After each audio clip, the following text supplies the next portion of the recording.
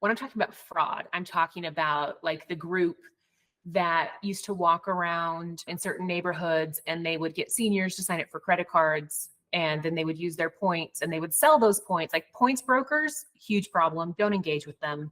You can earn points on your own. But like those kinds of things where people are like making money selling points.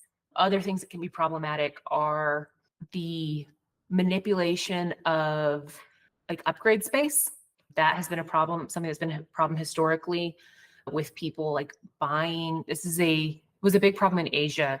And this is reflected when you look at the change fees for award tickets with some of the Asian carriers, that if your boarding pass has been scanned, there's a huge cancellation fee, because they had a problem at one point in time with people like booking the whole cabin using points, and then they would cancel just before departure so that then their upgrade would clear. That's fraud. Don't do that. Hey there, points people. You just heard a clip from Tiffany Funk from PointMe. Tiffany is the co-founder and president at PointMe, and she's been working in the world of points and miles for more than a dozen years. She's also been a key contributor to the points blog 1 Mile at a Time. In this episode, expect to hear about the best airlines for finding award space deals, crazy stories about the kinds of fraud that people have tried to commit when it comes to airline tickets, why having status might open up more award space for you in the future, and so much more. And if you're looking for an easy way to earn more points, consider the Capital One Venture Card. The points earned with this card can be transferred to tons of different airlines, such as Air Canada, British Airways, and Turkish Airlines. And it's a great default card to use because you'll always earn at least 2 points per dollar everywhere. Remember, if you decide to apply for the Capital One Venture Card or any other card, never apply directly through Google. Always use a friend or creator's referral link. And if you're interested in supporting this show when you apply for your next card, check out geobreezetravel.com/cards. And if you're not sure what card is right for you, I offer free credit card consultations at geobreezetravel.com/consultations. And we have links to the Capital One Venture Card and the free consultation form for you in the show notes as well. And now, on with the show.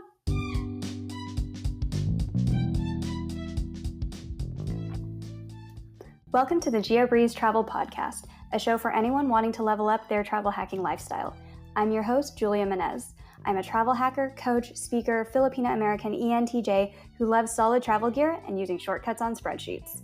On this show, I'm on a mission to bring you travel hackers from all walks of life to help you level up your travel hacking game. We dive into credit cards, miles, points, strategy, mindset, and the secrets behind how to travel the world for next to no cost. So let's get hacking. Hey, Tiffany, welcome to the GeoBreeze Travel Podcast. Hi, thank you.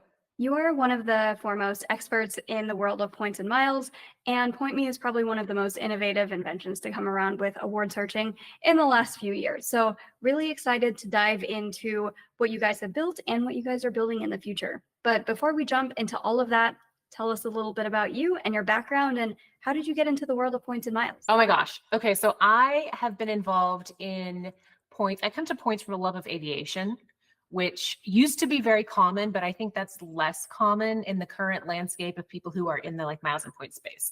So for me, my dad and my uncles were pilots, private pilots, not commercial pilots. My grandfather was in the Air Force. So I grew up in planes and loving planes and just that view from 30,000 feet.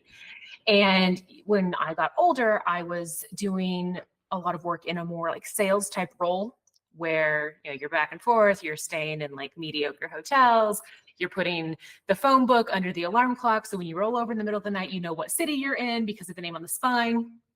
Gen Z doesn't know what I'm talking about, but that's okay.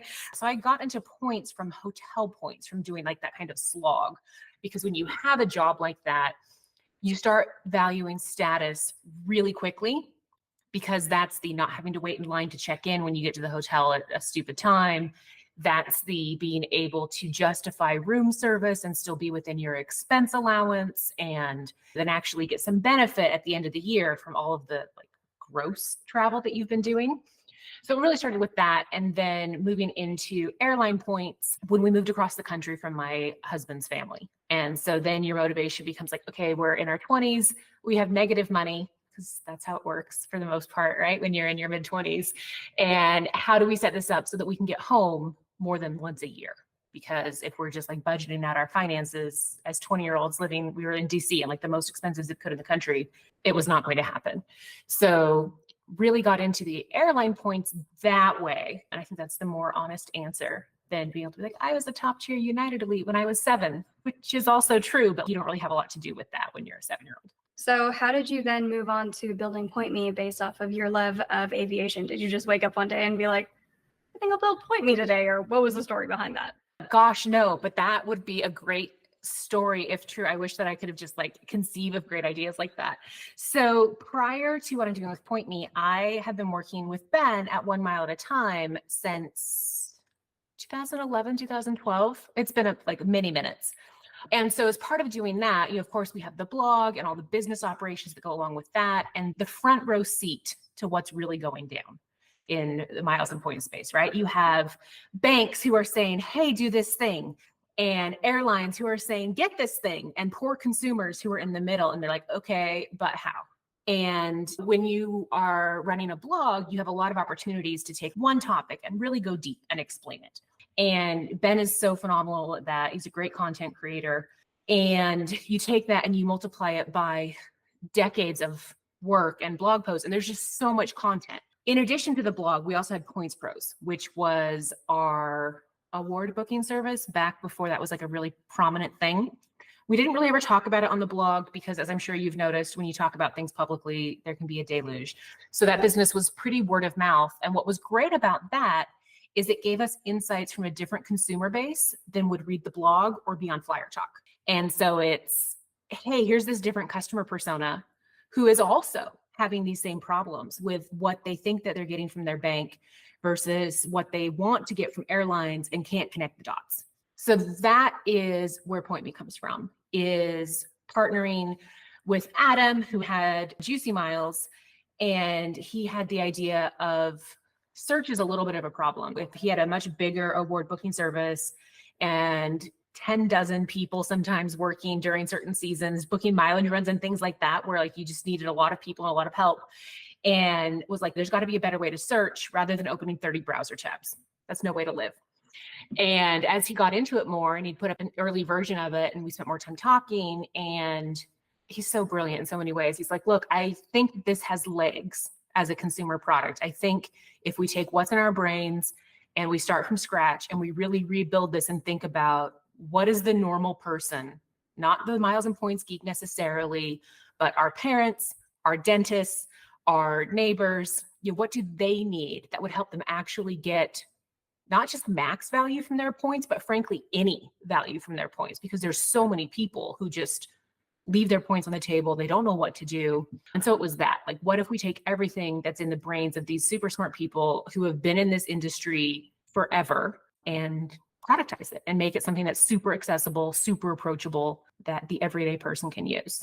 Okay, so you and Adam came together and you were like, let's build a website, let's build an app. How did you guys come together and build Point Me? Were you guys coding this yourself in the beginning? Did you already have a development team to build this out? What was the kind of the story of putting this product idea that you had into actual coding phase and development phase so that it could be in the hands of all of your users? Yeah, it's both. We are decently technical, and I have become way more technical in the past couple of years. Adam's background is in finance and IT, which you wouldn't think go together, but really do for a lot of reasons. And so when you're taking a product, the first step of that is having an understanding of data science and also data structures, and going through and saying, look, like these are the relationships between airlines and between loyalty programs and between credit cards. And here's the connective fiber. Here's how you build out an ontology around that. And this is why this all matters. And then, yeah, you have to translate that into databases and into computer coding and into what we call our rules engine, which is really the magic of Point Me. Like anybody could go and scrape a website and put up results and whatever, like it's not hard. What's difficult and what you see getting a little bit messy in the space currently is validating the accuracy of those results and making sure that it's something where you can then like partner with a bank and an airline, because your results, you have SLAs with the bank and it has to be like 99.9% accurate. So you have to really know it's not just about what's on the airline's website, because that's not always correct. right? And a lot of your audience probably knows. There's what the website says, and then there's real life, and they don't always match. So having all of that and that rules engine for Point Me was the biggest thing. We started in the summer of 2019. So it took us a year and a half to really refine that rules engine. And we spend so much time in it every day of like, this has changed. This is what's going on. Here's this new contract between these two carriers that's informing who has access to what space. Here's what the married segment availability looks like. Airline revenue management in general is so complex that a lot of the points parts of it are bolt-ons for the airlines. So you take something that's super complex and then it's like, oh, and side note, we also have to do something with the points here. So it's super fun. It's really complicated, but you can see that I'm smiling. I know that people aren't going to be able to see when we talk on the podcast, but I love it because I love solving hard problems.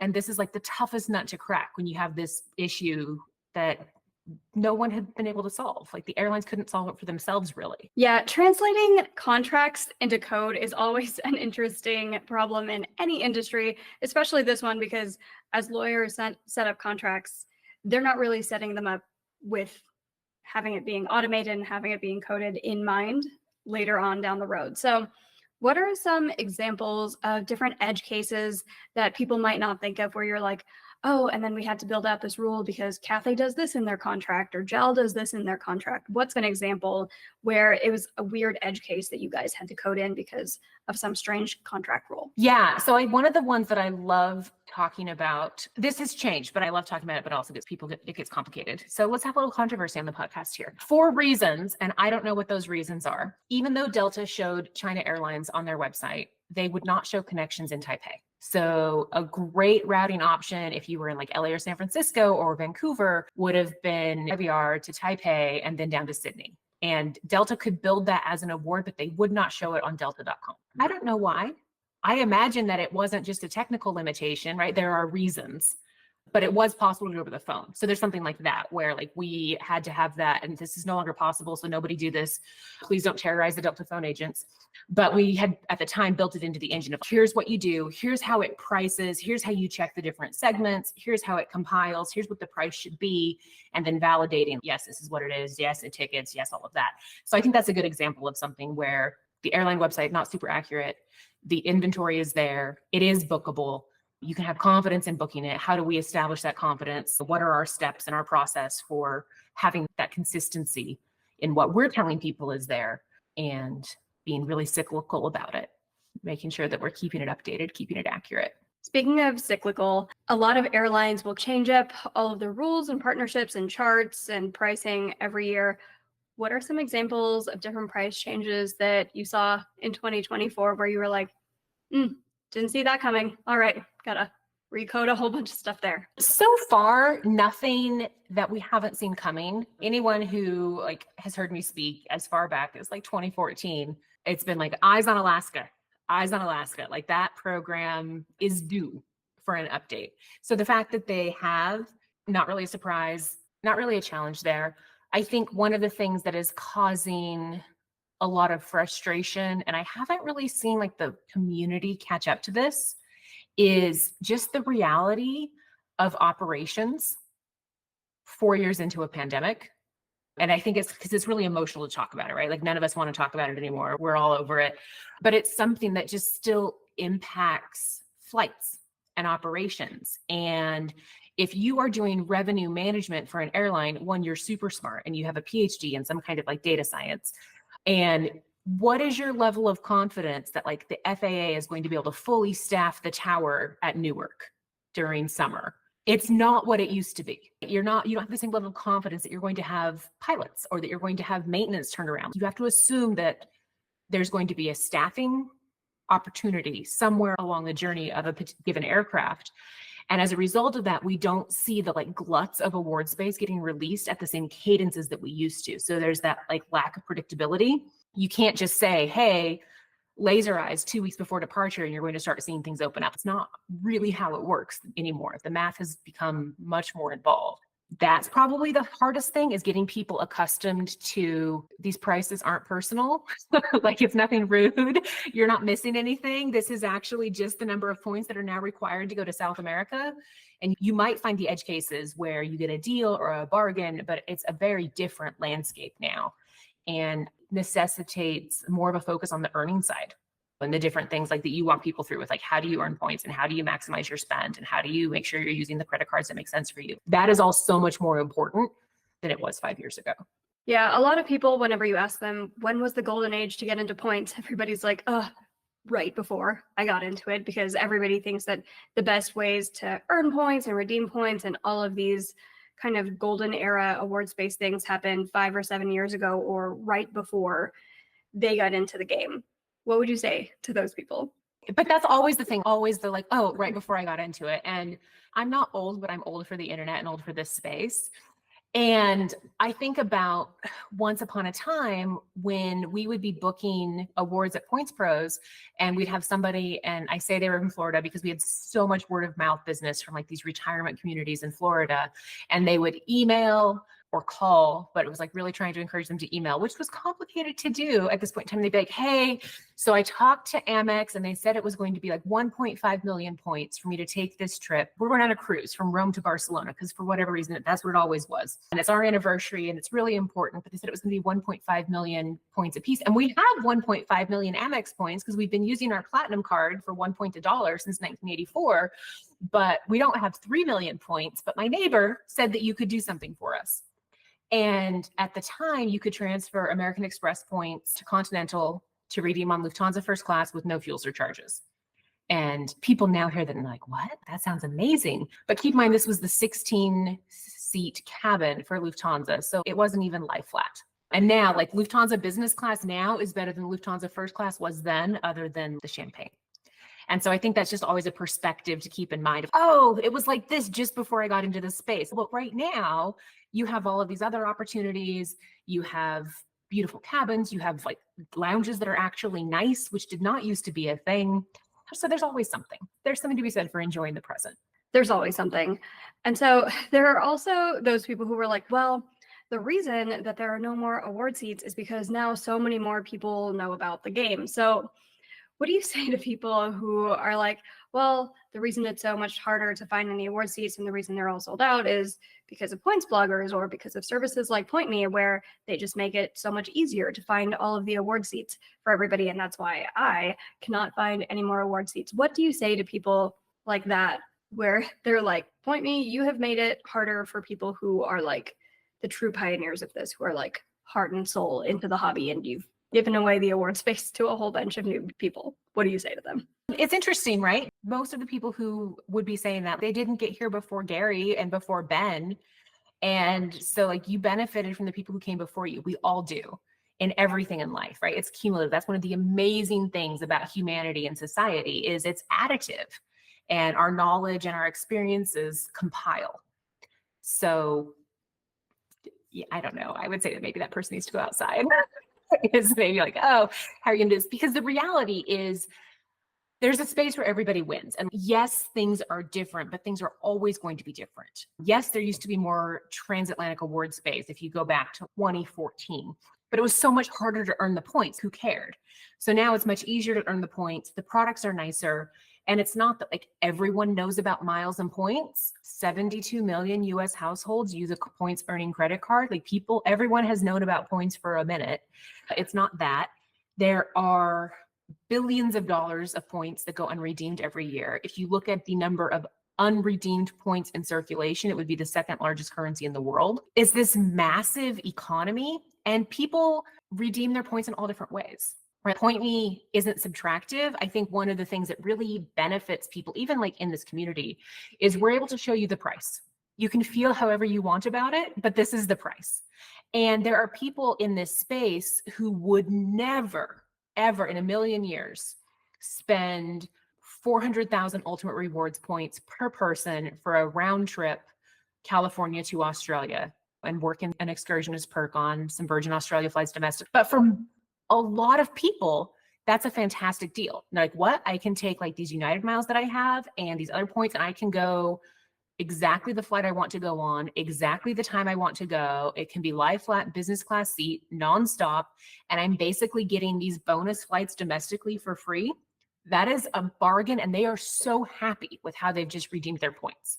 And they didn't take anything away from you because you weren't going to redeem for LA Sydney at 200,000 points a person anyway. This very difficult dichotomy for people who are trying to get into points, because on one hand, if you're like, oh, I got some really good award space, there are people who come at you being like, oh, I feel like you took something from me because I was going to get that award space and there's a limited number of seats on the plane and you grab that, so less for me. So that's the one hand. On the other hand, if you make some kind of subpar redemption in the eyes of the chosen or whatever, then they're just like, oh, you went to Australia, but you had to spend 500,000 points to get there. You suck. What a loser ball. And for the people who are especially just trying to get into this game, it feels like there's this just very difficult to get into NIMBY points club of people where you're never good enough, where it always just seems like either your redemption was too good and so they're upset with you, or your redemption wasn't good enough and so they're laughing at you, and people are just like, what do I do to get accepted into this community? I really just want my family of 4 to be able to go and visit our auntie who lives in the Virgin Islands over their school break. That's actually all that one of my good friends wants out of her points. She's like, that's all I want. I want to do that without paying $1,800 per person for my 8-year-olds. There's so many ways that points can benefit so many people. And it's interesting. I'm very zen about a lot of things in this space because I feel like I've seen all the drama. Not like all the drama, but again, the thing about having a front row seat is it's not always just the front row seats to the lovely parts of miles and points. And so there's been a lot over the years. And I just come, I think as a person, I've grown to a place where I just come to the world with a mindset of abundance. And there's just so much, and especially as Americans, like we have too much stuff, right? There's just so much, and there's so much that we can share, and there's space for people to learn, and we can all scoot over a little bit on our platforms and make space for somebody who's coming in with a new perspective or a new way of looking at the world. And that's going to be really interesting. Right? There's somebody whose life is very different than mine. And so they look at points and miles and travel in a really different way. And we can all learn and we can all enjoy it together. And we don't need to segment and block things off. So Point Me is in a really interesting spot where in the world of points and miles, you have consumers and you have credit cards and you have airlines. And I think a lot of people feel like whenever they get a really good flight deal, oh, I'm flying business class over to Europe, it only costs 50,000 points per person each way. They're like, I didn't have to pay that 1 million points to the airline or something like that. So screw you, airlines. How do airlines and credit card companies actually feel about it when we get these great deals? Are they also happy for us because we are hyping up their program? Or are they like, lost money? I wish she was just slightly less efficient with spending her points and miles. How do they feel about that? There's a spectrum for that. I think where things become problematic is when you have people who are exploiting systems in like fraudulent ways. And that's different. But when you're talking about like, here's a sweet spot award, for the most part, and let's use the example of programs with award charts. Hey, like how is it only this many points to go from like random place to other random place? The reason is math and economics. Right. And the ultimate goal of an airline is to sell every single seat on that plane for the maximum amount that a person would be willing to pay. And if the maximum amount that a person would be willing to pay is 30,000 advantage miles, and it means that seat goes out full that otherwise was going to go out empty, and it allows the airline to operate that route maybe more profitably, that's great. Right. Like they're getting paid from their partners, they're removing liabilities from their books. So the redeeming of points isn't a problem. The extracting maximum value out of a program fraud.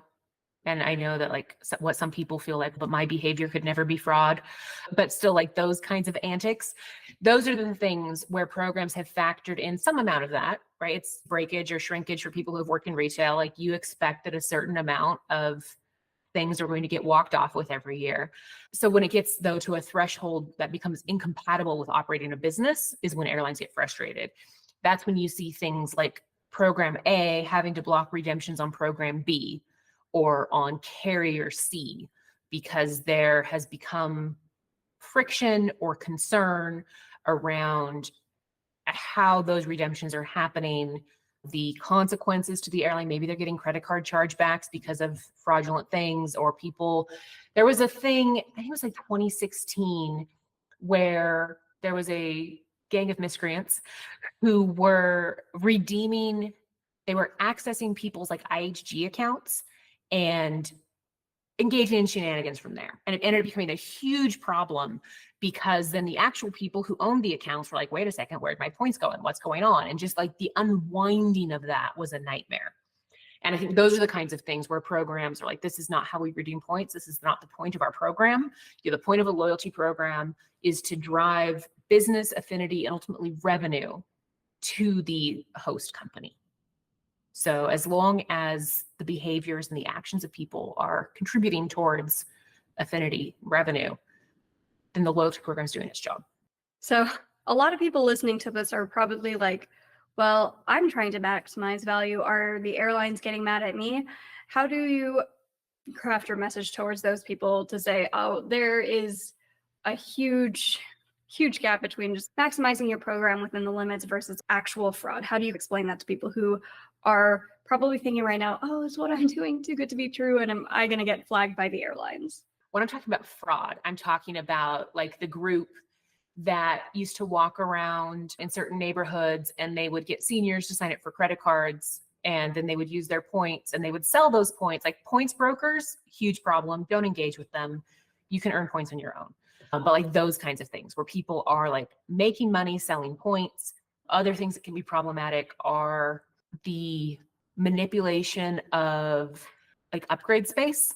That has been a problem, something that's been a problem historically with people like buying. This was a big problem in Asia. And this is reflected when you look at the change fees for award tickets with some of the Asian carriers, that if your boarding pass has been scanned, there's a huge cancellation fee, because they had a problem at one point in time with people like booking the whole cabin using points, and then they would cancel just before departure so that then their upgrade would clear. That's fraud. Don't do that. That's being a bad actor. It's things like that, which are, nonsense. Don't be that guy. You'll get caught and you'll be sad and you'll complain then to Julia, and she'll be like, well, don't be like that. So I know at this point there are people who are listening to this episode who are like, oh my God, this sounds brilliant. Let's commit low-key financial crimes and fraud. And I am once again here asking you, like we have mentioned on so many podcast episodes, please do not commit fraud. Don't commit low-key financial crimes. Tiffany, there's something about me where people think that I'm connected to this underworld of points and miles, and I'm not. I know very few people who actually commit financial crimes and points and miles fraud. Yeah, just reminding people once again, please don't commit fraud. Just because you feel like you should be able to get that ANA booking, like it's nothing personal that you can't. Like they'd rather sell the ticket. If they feel like they can't sell the ticket or they want to make a certain number available either for their own program or for partners, and they offer it to you and you get that great deal and it works with your schedule, like that's great. That's not fraud. That's taking advantage of this system and that problem space where everybody can benefit. That's totally fine. So a few weeks ago, there was that Air France glitch or something where people were getting business class flights over Greece or Croatia for 37,000 points. And then a couple days later, Air France rescinded them, and people on the internet were like raging, and they were like, oh, we should make class action lawsuits. Like people suddenly got internet law degrees or something. What do you say to people like that? Is there a way to reconcile the clear frustration, possibly like well-placed frustration with Air France, where they're like, how come some of your flights are 1 million points, but you're not letting us have this one that's 37,000 points?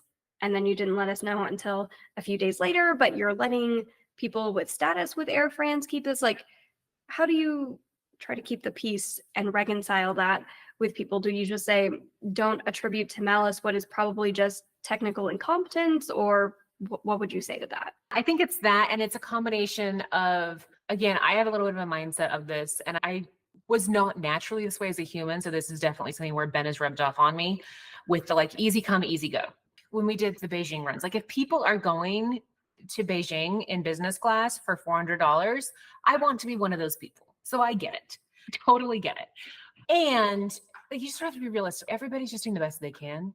People are tired, right? Like, there's technical issues and things like that. And I actually love the way that Flying Blue handled that was like, I would give them a B. It could have been faster. And because that stresses people out, because once upon a time, responses to this were very quick or it was different. But I have a little bit more of that viewpoint where I can say, okay, I know that it took you a minute to respond because this was a well-considered decision. And you were trying to think through these edge cases and you were thinking about how the market would respond and how the internet would respond, because that's a thing that you have to worry about now as a business is, are there going to be pitchforks on Twitter? So I felt like they handled it pretty well. I think that the acknowledgement that your loyal flyers are more committed and should be treated with more grace was appropriate. Like, I don't think that's necessarily, like, I wouldn't consider that marketing. I would say that's loyalty is a two-way street. That seems fair. And that seemed like a good way to slice it. It's tricky though with dynamic pricing, because if 1 million points can be a price, why can 17,000 points not be a price? And then at the same time, I saw that week when that was happening, and you're not going to hear me say anything about it because this is very obviously not intentional. There's such a difference between people who are like, hey, this is interesting, I'm going to go ahead and book it. This seems like a great opportunity to book a trip. And then people who were saying like, wow, like my entire inbox is full of e-ticket receipts from airport codes that I didn't know about this morning. Again, there's a spectrum. Yeah, speaking of pitchforks on Twitter, it seems like anytime anyone builds anything, there are always people who just rise up angry about something, especially from a technology perspective.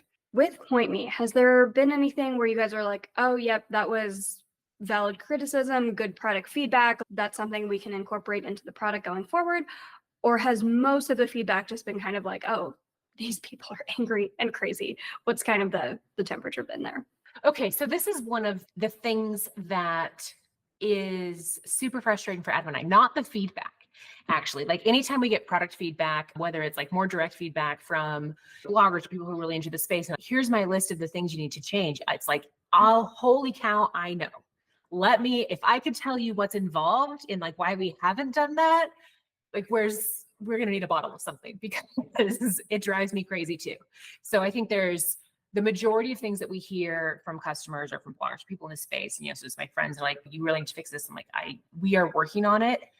I assure you, if it were as easy as like coming up with the task list, we would have done this already. And this is no one's problem, because they're exactly right. Like it does need to be fixed.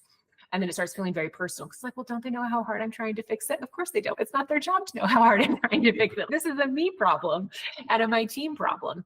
So there's that category of stuff. There's other things where I know why you want this. I get why you want this. It's not economically viable for me to provide this right now. It is what it is. And maybe we'll get to a point where we can, partly because we are not willing to do the exploitative things that would be required to enable it. So people like, I want to see in one click, like a full calendar of every single award seat or every flight. I'm like, I'm not doing that. We might do it with cached data eventually, but you still have to acquire that data, which means either you are pounding an airline's website, which that doesn't work for us right now, but I understand why you want it. It's also not how most people travel. Most people are like, this is when the kids are out of school. This is when I can get time off from my job. Yeah, that's one of those where it's a trade-off. It's like, again, as a customer or as a person who's a potential customer and you're talking about this thing, like you're not wrong. I totally understand why you want it. It just doesn't make sense for us right now. Yeah, I think a lot of people don't necessarily want the full calendar for like bad or malicious reasons or anything. It's just you guys are getting the same emails that I'm getting where people will write in and be like, hey, I'm trying to get from airport A to airport B. I have 20,000 Delta points. Can I fly Q suites? And then we're like, no, that's not really how that works. And we just want to find you like the best flight possibility on the calendar given what points you have, but it doesn't always work like that, unfortunately. I will have to say, because we integrate with Built, a solid chunk, and sometimes like 50% of the emails that we get are people who are cranky because they don't have Advantage miles. They've got tons of Ultimate Rewards points because like somebody said that they should get Ultimate Rewards card, or they've got American Express points and they're like, but this flight that you're showing is only available using AIA miles. And it's like, yeah, because there's a lot more of that nowadays where programs are preserving inventory for their own members. So you have to think about how you're diversifying your points a bit differently. But what you were saying about, I don't know anything, please help me, is exactly why I love a feature that we just rolled out. It was much harder than we thought it was going to be, but I love it. It's called Explore. And it's something that you can see when you go into Point Me, where we have things set up. So if you know nothing, which is most of us really, ultimately at the end of the day, you can be like, look, I am in Chicago and I love hiking. What are my options? And I love hiking in August. And we'll show you trips and ideas and flights that you can take based off of what other people on Point Me are finding. And so we've gone through and categorized, here are great destinations for hiking or for food and wine or for beach and like different things that people might be interested in, so that people can see what's out there. Here's what you can do. Here's the number of points that it should be, ballpark. That doesn't mean you might not get a better deal. It doesn't mean that your date might not be pricier or less expensive, but just you can get a sense of it. And I think that's something that's going to be so helpful as an onboarding point for those more novice people, or the people who are like, wait a second, people are talking about like this Capital One card and they're talking about the Citi card and they're talking about this, like, I don't know what I should get. And so having that pathway, what do you want to do with your points? Because if it's that you want to fly Q suites, you don't need whatever these 10,000 Delta points, right? You need something different. So I'm really hopeful that that will really enable people to get the kind of travel experiences that they want, to feel less overwhelmed by miles and points. Probably, as most people listening to this know, that first redemption is what's so tricky, and pulling the Band-Aid off to transfer points for the first time if you've never done that. And I think that's the gap that we're trying to bridge. You can do this. It doesn't have to be like the ultimate sweet spot deal redemption. You can just take the trip that you want to take, and you don't have to pay cash for it. You can use these points that you've been accumulating and didn't know how to use. For sure. What do you think is the future of award space going to look like? Because I think you guys are probably best positioned more than anybody else in the industry to kind of predict types of future trends, at least a lot better than me, because I don't have big data of what kind of award seats all these different airlines are making available and how partner contracts are interacting with each other. What are some of your predictions for future trends in award space? That's such a good question, Julia. So award space trends, I think in the future. So I think in the near future, we're going to, like the rest of this year especially, continue to see a lot of emphasis on that last seat inventory. And we're going to see some interesting things with that. I would not be surprised if we start seeing last minute discounts, which doesn't mean you should wait to book last minute if you're listening to this, because this is not a guarantee, but a lot more of that understanding of inventory is perishable. Let's make the most of it. And as these revenue management teams get more confident with their predictions of how they can predict like passenger loads and operational things, I think we'll start seeing more of that, because they're not as full as they were last year, but they're all still way more full than 2019. So I think we'll start seeing a lot of that. I think we will also start to see more elasticity between partners and alliances. At one point in time, it was like One World gets this. Everyone in One World gets the same thing. It is part of being One World. Same thing with Star Alliance. And as airlines technology usage has adapted, they have more levers they can pull. And they want to do that, right? Because the point of all of these programs is to have airplanes go out full and redeem points in a way that engages consumers. So I think we'll start seeing more of that, where different partners have different inventory. You can't just assume, oh, there's iSpace and everyone gets it. And then I think the overall trend that we're going to see in loyalty is who you are is what you get. And that's something Aeroplan does pretty well. I think they've pushed to do a lot more of that. And I think we will see more of that. I think if you ask me, what do I think about 10 years for loyalty? It is going to be a lot more of that. What does loyalty mean to a program? And more in that direction. And then more competition for those seats that are otherwise going to go to waste. And more competition from the airline side. And this is something that different programs are taking advantage of, saying, look, like this plane is going New York to London. It's going with 50 passengers or it's going with 200 passengers. And we want our plane to be the one that goes out with 200 passengers. So why not offer that economy seat for 7,500 points? Why not? That's still revenue. It still contributes to paying the flight attendants and paying for the fuel. And then maybe people will like our flight. They'll spend money with duty free or their onboard purchases or for their luggage. And now they've experienced our airline. That gets them to sign up in our loyalty program. It lets us market to them. Everybody wins. What do you mean by who you are is what you get with an airline? Who you are is what you get. So As we start seeing some of these programs shift to a more dynamic posturing with their pricing, it's not like once upon a time where everybody had an award chart. You could look at the x-axis and the y-axis and be like, this is what I'm going to pay. We are seeing programs that will say, well, if you have status with us, maybe we're willing to discount the price of this connecting segment for you. Sure, it's a partner award. And this is what Airline does, where sure, it's a partner award, but that partner award helps you not at all if you are a tremendous number of customers in Alberta. You've got an entire province where it's not really served by a partner. So getting that connecting flight from Calgary to Toronto or to Vancouver or to Ottawa or to Chicago that we can put on Air Canada metal, we can give last seat availability to you. And it's going to be this many Aeroplan points. But what is this many is going to depend on, are you a regular Aeroplan flyer? Do you have our credit card? Do you have status? What are you doing? And that's going to inform what we offer that last seat inventory to you for. It's not going to be a static price. Yeah, that'd be a really interesting future because Built is already doing something similar to that, where your transfer bonuses for Virgin Atlantic, Airplan, Air France, things like that often will depend on your status with Built. And so your transfer bonus can range from 75% for Blue status up to 150% for Built Platinum status. That would be a very interesting future if Air France was toggling the price that you're paying for an award seat based off of if you have status or not with Air France, or if Air Canada was doing something similar like that, or if American Airlines gave a points discount or an award booking discount to people who had executive platinum status. That would make the points math a lot more interesting indeed. Again, I don't know that this is something that's going to impact most consumers. I think the way that programs think of it is more of, this is a perk that we can offer our most loyal members, which is that extra availability. And the concept of it isn't new. United has offered discounted economy inventory or additional inventory for people who have the Mileage Plus credit card. They've done that for a decade. So it's more just the evolution of that. And I think you'll still see opportunities because the programs want to acquire new customers. So you'll still see opportunities where like anybody can create an account, transfer points, and get X. It's more, if you are loyal to the airline, you might also be able to get Y.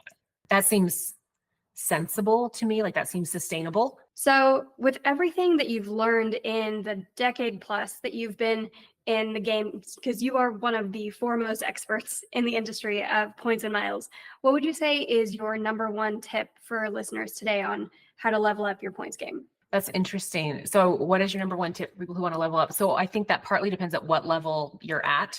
If it's somebody who is newer, I'd be like, just take it easy, right? If you're eating an elephant, it's got to be one bite at a time. And again, like this is Ben's influence on me with literally 1 mile at a time. Like it's not necessarily about doing this big e-ticket thing immediately. It's what are the behaviors day to day and the small lifestyle adjustments that you can do on an ongoing basis that unlock a whole bunch.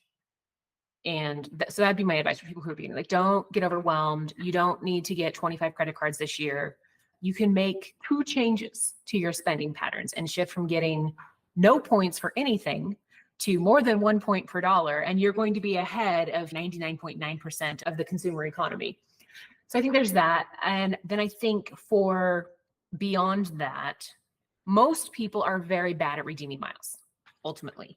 And until you are at least okay at redeeming miles, you are not earning efficiently. So I think a lot of people spend a lot of time, and it makes sense because this is the easy entry point, and it's what I myself just said, on maximizing their earn, maximizing their spending, really trying to stack up points, and they get their tendency to go overboard, right? People are spending their whole lives like in front of the money order machine, and that's just no way to live. But to learn about redemptions, and even that can be something as simple as look and see what's out there. Don't necessarily get stuck on here's the sweet spots, because again, like that can get overwhelming. But just like in general, if I wanted to do X, what am I going to need? What points do I need? Okay, how does that inform my other choices? And just starting to put that together. And that's honestly, that is, I think, the difference between the people who are extreme experts in miles and points and the people who are extreme experts on the credit card side, is being able to connect all of that to the earning, to the spending in a reasonable way. Because again, most people are not going to just fly to Senegal because it's cheap. Yeah, I love that. A lot of people who are listening are like, well, if you're an expert in credit cards, doesn't that mean you're an expert in points and miles? No, nope. Two different things. And the synergy definitely comes when you are able to connect them. Even before Point Me, we have helped people redeem straight up billions of points, like actually billions of points at saver level and like good rates and just tremendous numbers of points. And so it is with that authority that I say, like, you have to understand how to redeem and how to redeem in practice, not just in theory, because I, more often than not, and it still happens, which is wild to me because I feel like I've been talking about how to not do this for like 8 years, where people will come to me and they'll be like, okay, so I have 1 million points because I got this credit card and then like my wife saw this and like between us, we got all of this and like I got my mother-in-law to do it. So we have 1 million points. I'm like, you have nothing that can be used to redeem for the kind of trip that you want to take. It's like you have 1 million points, but actually you have 150,000 points. So you don't have enough for even one business class ticket, given your other stated goals. Yeah, for sure. That is great advice. And speaking of great advice, can you give a shout out to somebody else on the internet who you would recommend listeners follow for even more points and miles tips? Yes. So one of the accounts that I love following on Instagram is of Onika the Traveler. So Onika Raymond, fantastic travel inspiration and good like practical recommendations at the destination. And I think that's something that is a little bit sometimes lost with the miles and points crowd. So Onika uses points for her travel, but she also like spends time in the destination. So I really love her account for where could I go? What would I do while I'm there? And it's reframing a bit of the conversation because I like to be opportunistic when I travel as well. But maybe there's a place you haven't thought of going and maybe there's a fantastic points deal there. Perfect. And where can we find you on the internet? Me personally, I am TEB Funk on everything, but Point Me, it's point.me. It's in the name. It's very easy. And that's all of our handles as well. Perfect. Well, thank you again so much, Tiffany, for coming onto the show. And thank you for building Point Me. We have found tons of amazing award redemptions for clients through your tool. So thank you again so much for coming onto the show and dropping so many great gems and building such a fantastic product. Oh, likewise. Thank you.